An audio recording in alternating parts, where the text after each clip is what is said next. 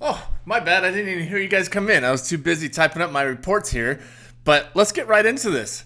If you haven't met me before, I'm Steve, and this is my channel on Turo on how to make your fleet run better. Without further ado, let's get into it. Make sure you guys are like, subscribe, do that notification, share this stuff, get this info out to as many people as possible to help you guys make your fleet run as smoothly as possible. So you guys are wanting to expand your fleet. You're a little bit nervous. You see all this other stuff going on with Uber and Uber Valet, and honestly, I haven't even looked too far into it, and I'm not too worried about it. I get it. Everybody's trying to get in the game. Uber's trying to step up their game so they can compete with everything.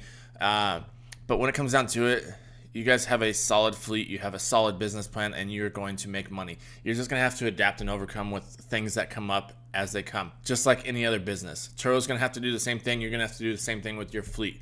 So as you're doing this, going through this, the only thing I can say is be nimble, be ready, do whatever you got to do, and you are providing an experience. So if you're worried about Uber and partnering with Hertz and all that, just remember a ton of people out there, especially the upcoming generations, they're not wanting to deal with people like Hertz or Budget or all that. They're really into this peer-to-peer and helping each other out and part of this new wave of, renting, whether it be Airbnb, Turo, Get Around, all that stuff. So just remember, you're given that experience. Don't be scared. There's always going to be competition out there, but don't get stuck in what Robert Kiyosaki would say, that analysis paralysis, okay? Work on your business and mind your own business. Do your thing. Just be you, boo, and figure out what you're going to do. The other part I'll say is when you are expanding your fleet, you see that you got a car that's just crushing it. I'm going to go buy 3 more cars just like that, and they're brand new.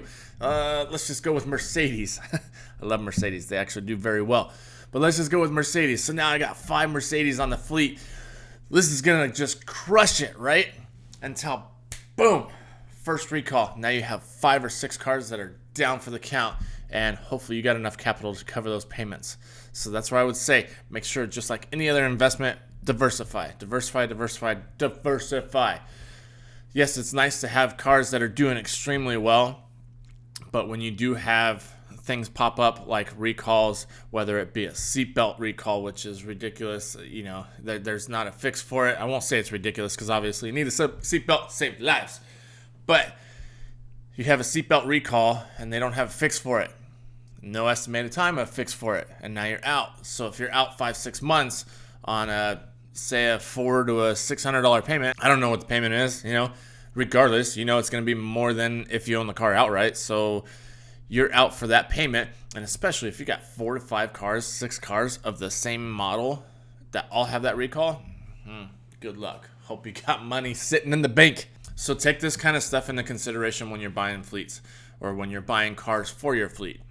This has also happened. I know there was an airbag recall for a car, a little while back. And basically, if you have that car and they have that airbag recall, but that airbag manufacturer went out of business and now they're having to try and figure out stuff, yada, yada, yada. All this stuff's out of your control and you're stuck with the bill. Your car's dead in the water, can't do anything with it, can't turn it in, you're stuck. So just remember that stuff.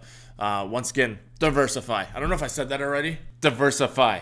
I get it. You see one does really well and you want to stick with that. You want to stick with what works, but also play with it. So a good way to look at this is get some cash cars. Cash cars are always good because you know that they're going to be older unless you are just rolling in it and you're able to buy, that Hurricane cash and you're just like, yo, here you go.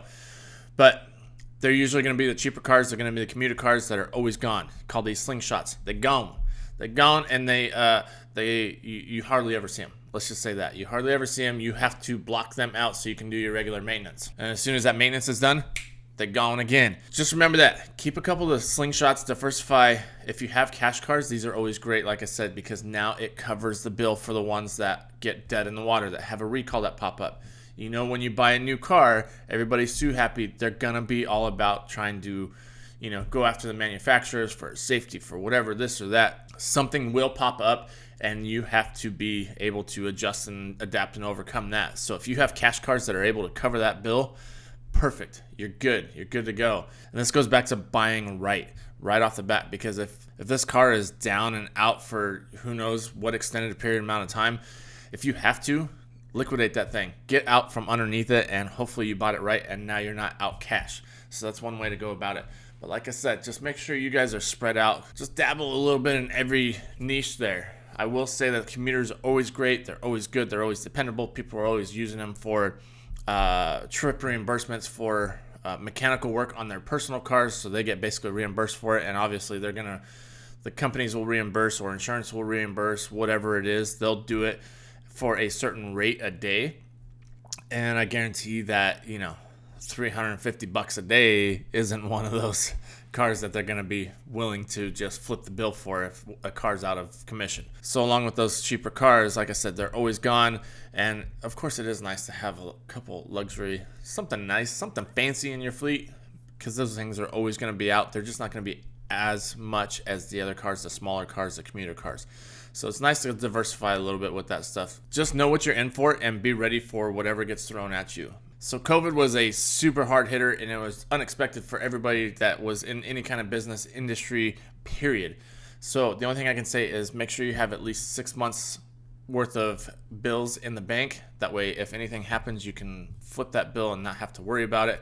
And it gives you a little bit of time to figure out, okay, all right, everything's done. I got to figure out what I'm gonna do with this fleet. But right now you got a couple months supply. So don't go running out there and buying 5-6 cars at $50,000 to $80,000 note on it, and just thinking, oh, this is gonna be great. There's no way I'm gonna miss a payment.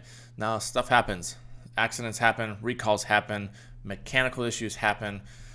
Bottom line, stuff happens. So just make sure you're able to cover the bill that you sign up for. I get it, credit, using your credit, using someone else's credit, using other people's cash to build a business. I get it. Just what can you afford if crap hits the fan and you're stuck with that bill? So hopefully this helped you guys out. If you don't mind, I got to get back to my reports. Y'all stay safe out there. Make sure you like, subscribe, hit that notification bell, and share this stuff with your friends. We'll catch you guys on the next one. Later.